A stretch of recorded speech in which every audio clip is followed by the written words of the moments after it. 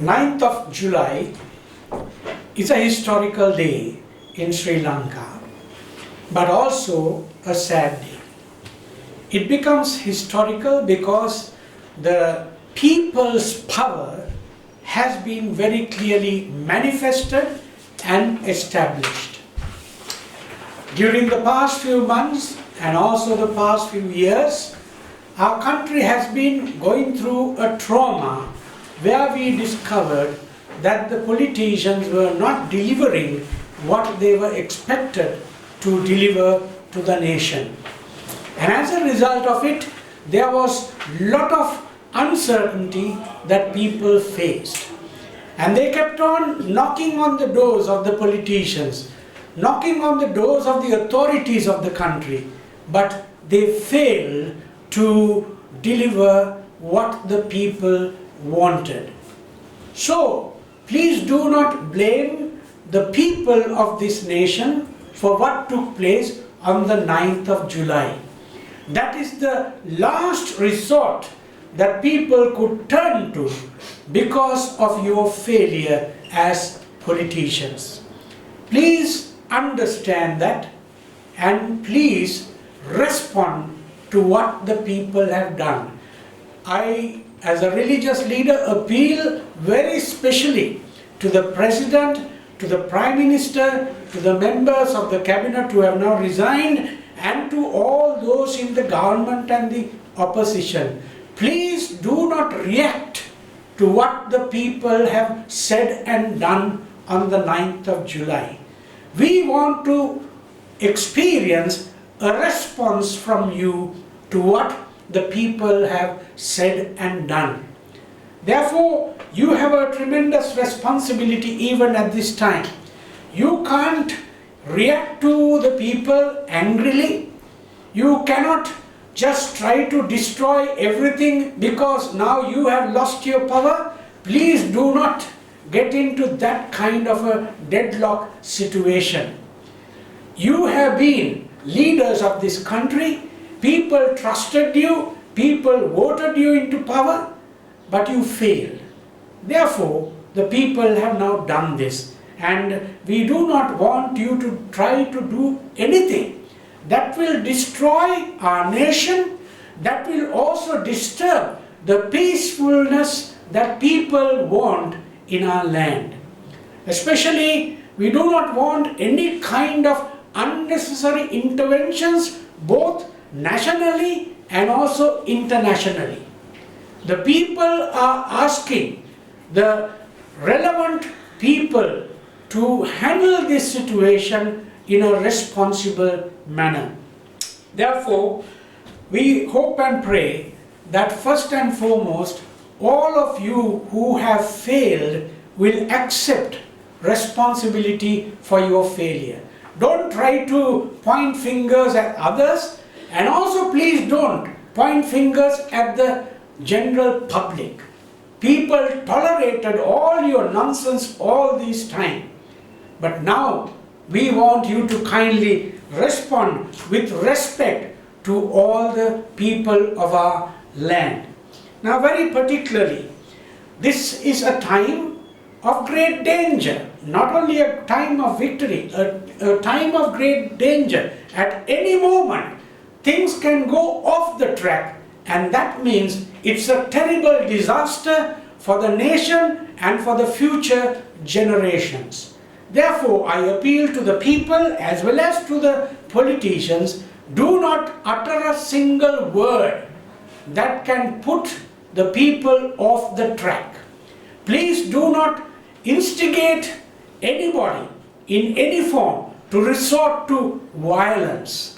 We want absolute peaceful transition of power and authority at this time in our country. And I also want to very specially say to the President Gotabaya Rajapaksa and Prime Minister Ranil Wickremesinghe, I know that this is a very difficult time for you. Nobody likes to lose power. Nobody likes to feel that they have been rejected by the public. Well, I leave it for you to take a good account of your performance and yourself during the time of your regime as to whether there is anything that you have to put right at this time in your personal lives. Not only public life, but in your personal lives. Because a country leader is not only a public figure, but he also has a personal interest in the nation. And if the personal interests have gone off the track, where you wanted to keep power for yourself, or you misuse the power that the people gave to you, or if you were trying to suppress the people in any form, Mr. President and Mr. Prime Minister, I appeal to you that you will, according to your religious beliefs, make a true account of yourself and repent of what you have done. And please, do not pass on communication through wrongful signals and also through wrongful procedures. The Constitution has laid the guidelines as to how you should announce your resignation. Certainly, you know very well that you have no right to stay in power any further. The people have established their power not because they want to govern and rule the country, but they want to appoint the right kind of people who will understand the need of the hour and be willing to give leadership to the country. Therefore, Mr. President and Mr. Prime Minister, now it is your turn to respond to that and face out yourself peacefully without disturbing the country in any form. I'm sad that still your resignations are not very clear to the people. At one point, we hear from overseas news channels that you have resigned. Locally also we hear you have resigned, but then again another communication comes which disturbs us. We want your resignation letters immediately, please. Do not drag on for any reasons. I do not know why you have to wait till the 13th to give your resignation. You have to make up your mind now. What do you want to see happening to this country and to our people? Do you want to see us getting destroyed? Do you want to see blood being shed on this land? Please, do not disturb the peace of this country, but deliver your letters of resignation appropriately to the right kind of person who has been assigned by the Constitution to receive it. And I also want to make an appeal to the Speaker of the Parliament. You have a responsibility to exercise at this time. You cannot dilly-dally on anything. You have to act responsibly, using your mind very clearly and thinking through different situations that would arise. And we hope that when you have been given that responsible task of being the Speaker, who will have to now take up responsibility for the nation, you will deliver your goods. And also, I want to very specially encourage every citizen of this country. What took place on the 9th is something that gives us a great sense of celebration, not because of anything else, but because the people's power was manifested and nobody could challenge it. Now, as people of this country, we have to preserve this. Therefore, please do not resort to any violence that will cause others to react. And also, please be mindful of the fact that whether it is private property or public property, all of us as citizens of this country, we have to preserve them. Now, those who are in the Aragalaya have taken over the President's house, the President's Secretariat, and also the temple trees. But please remember that there will come a time where you have to hand over those in a peaceful manner once we have negotiated and established the relevant government and the authority we need. And so please look after whatever that is in your hands. Do not in any way encourage anyone to rob or steal, because this people's power came up because our country was robbed enough and more by the politicians. And the people have said enough is enough.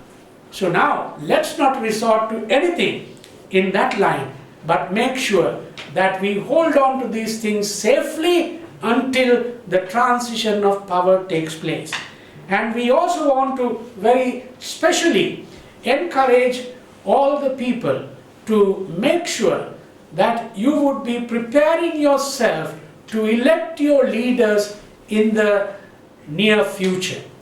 And for that, definitely, we have to wait for some time. Let's be patient.